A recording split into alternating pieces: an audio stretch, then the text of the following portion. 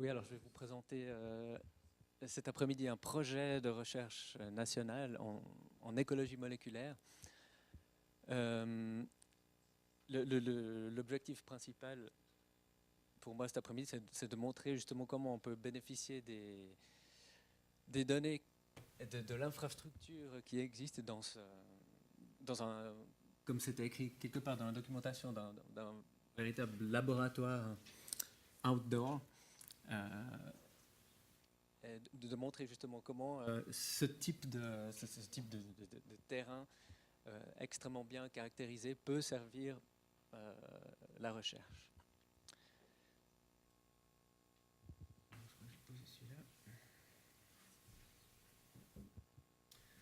Alors, le projet GeneScale est un projet interdisciplinaire du Fonds national.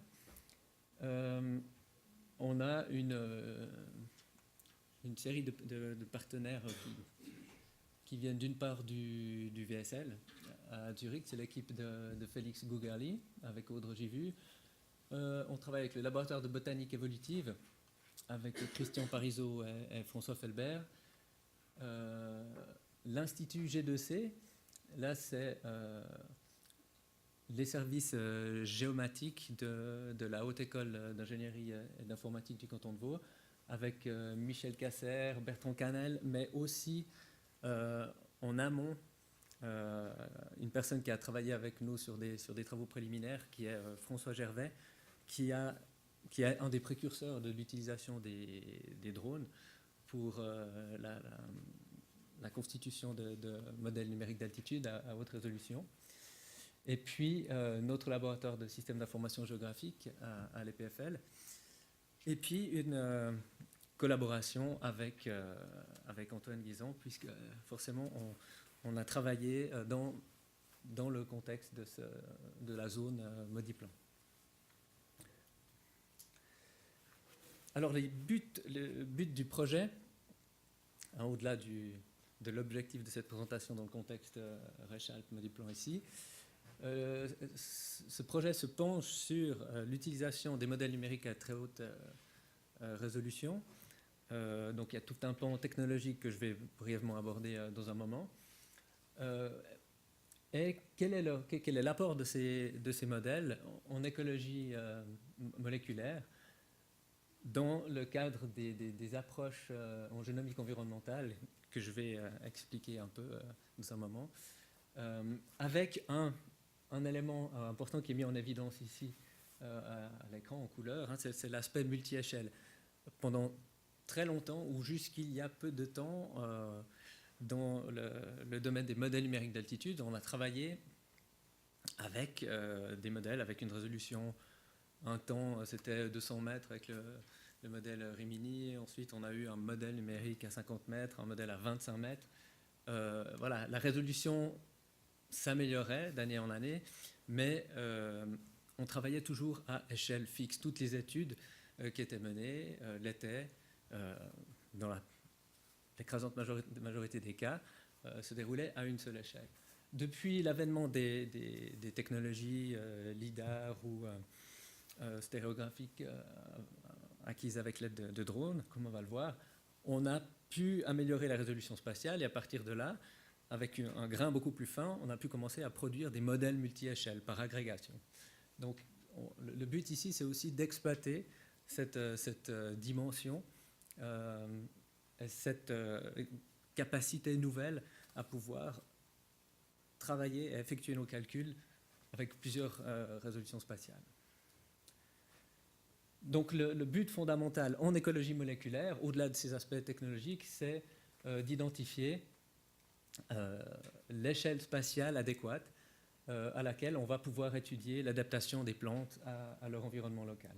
Ça correspond à une question générale très ambitieuse qui est de dire finalement à quelle échelle agit la sélection naturelle et pour quelle pression environnementale spécifique. Par exemple, est-ce que c'est une réponse à l'humidité, une réponse à la température, à l'ensoleillement, etc. Alors, pour illustrer la dimension interdisciplinaire, alors je ne sais pas si dans la table ronde tout à l'heure, il y aura aussi une partie plus philosophique sur la différence entre le terme transdisciplinaire que vous avez utilisé pour ce symposium et puis l'interdisciplinarité. Il y a quand même une différence assez importante. Ce slide-là donne une vision des capacités complémentaires. Donc ici, avec des capacités présentées les unes à côté des autres, donc vraiment un contexte plutôt interdisciplinaire qui est présenté là, avec une complémentarité des tâches entre les personnes qui travaillent sur la caractérisation de l'environnement, avec le groupe d'Antoine ici, le travail sur le LIDAR, là c'est le canton de Vaud qui nous fournit ces données, la haute école qui travaille sur les technologies stéréophotogrammétriques avec les drones, et puis le traitement de l'information LIDAR par notre laboratoire ici. Une partie génétique avec l'université de Neuchâtel qui a une tâche spécifique sur les éléments transposables, j'en dirai quelques mots tout à l'heure, et puis la production des données au VSL. Et puis à l'intersection, il y a cette connexion entre l'information génétique et l'information environnementale, et c'est cette partie justement qui pourrait correspondre à la définition du transdisciplinaire que je vais détailler maintenant. Donc c'est la génomique environnementale, le terme anglophone est landscape genomics que vous rencontrez le plus souvent dans la littérature. Là, ce qu'on cherche à faire, c'est avec de meilleures variables environnementales, une plus haute résolution, une qualité ou une prédictivité éventuellement meilleure, ça c'est des choses encore à vérifier. Est-ce qu'on arrive à améliorer ces modèles de génomique environnementale? Donc ce domaine-là résulte de la fusion entre des champs de recherche plus traditionnels comme la génétique des populations, la biologie de l'évolution évidemment, et puis l'écologie du paysage. Donc ça fait référence, la génomique environnementale fait référence à des approches corrélatives. Alors comment fonctionnent ces approches corrélatives? Donc cette mise en relation qui est matérialisée là, par ces différentes couches d'informations. On va travailler sur le concept de coïncidence spatiale pour mettre en relation la localisation d'échantillons, donc ici des moutons ou des animaux dans un pré, qui nous servent à caractériser d'une part l'environnement, avec voilà, ici une base de données qui nous renseigne sur, par exemple, la quantité de précipitation, et sur l'information génétique après échantillonnage. Donc le concept de la mise en relation est celui-ci. En ce qui concerne les données génétiques et puis le géoréférencement, qui est la clé effectivement de la mise en relation, on commence par cette phase d'échantillonnage avec l'enregistrement des coordonnées géographiques, l'extraction de l'ADN et la production de jeux de données, de marqueurs génétiques. Je vais rester assez général dans cette présentation. Donc ça nous permet de constituer notre matrice d'information génétique géoréférencée. Et d'autre part, on doit caractériser l'environnement. Et cet environnement, on le caractérise de nouveau grâce à nos variables, nos coordonnées géographiques. Et puis on complète notre matrice génétique par des hauteurs de précipitation, des valeurs d'ensoleillement, de vitesse de vent, etc.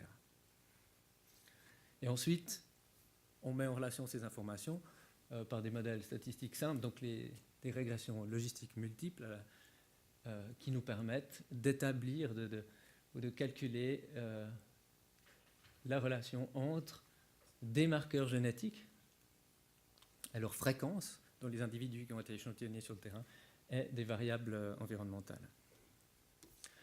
Ça nous permet d'obtenir une probabilité de présence de régions du génome qui sont d'intérêt, donc dans notre cas, qui sont potentiellement soumises à la sélection naturelle.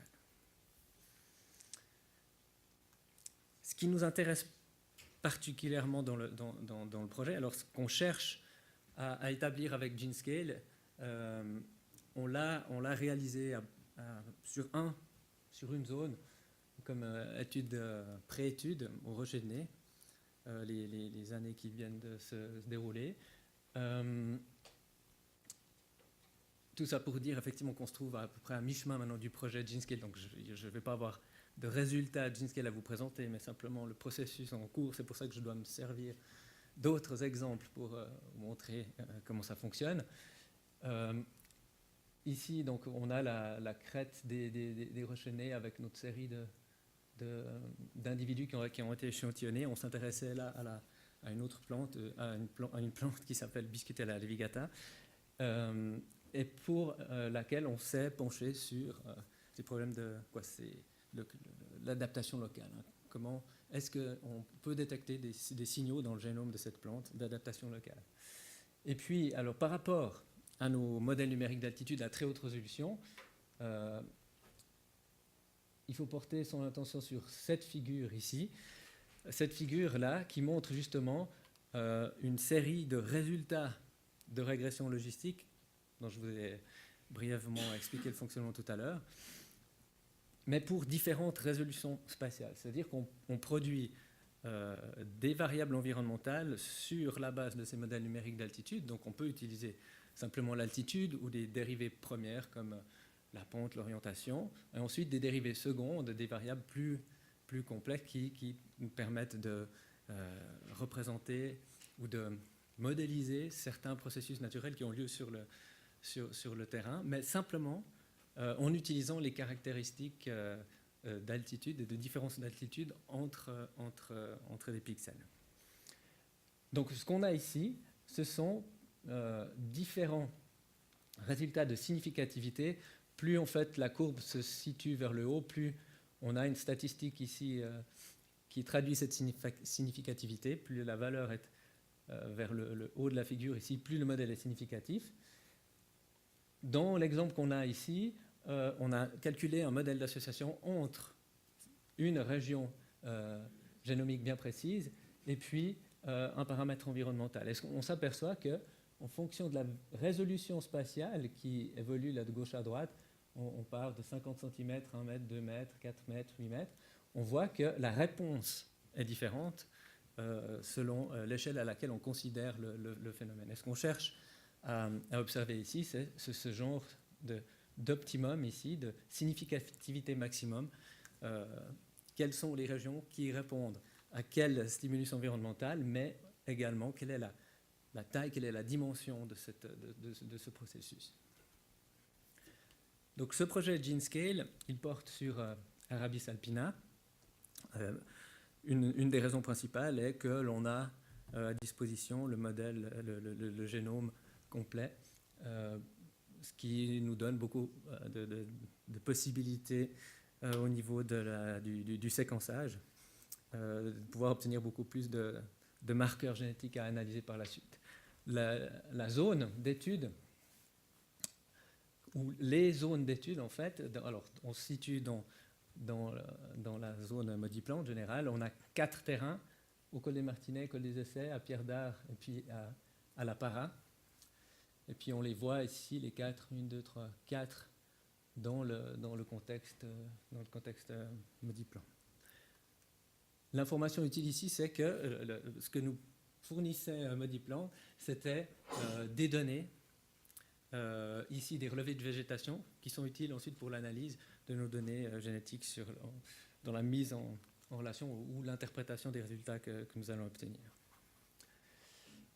Alors, ces données GeneScale, rapidement, on a la dimension environnementale dont je vous ai parlé tout à l'heure, qu'on dérive des modèles numériques d'altitude avec 2 technologies, la photogrammétrie grâce au drone, on en a un exemplaire ici, et puis le lidar héliporté, donc technologie laser, pour finalement obtenir dans les 2 cas des modèles avec une résolution de 25 mètres et un objectif, je vais en parler tout à l'heure, qui est de comparer en fait les variables fournies par ces deux modèles. Ici, c'est juste une illustration des plans de vol de ces drones pour illustrer la technique de la stéréophotogrammétrie. Donc on est ici sur le plateau de Pierre d'Arc avec un plan de vol pour un de ces drones.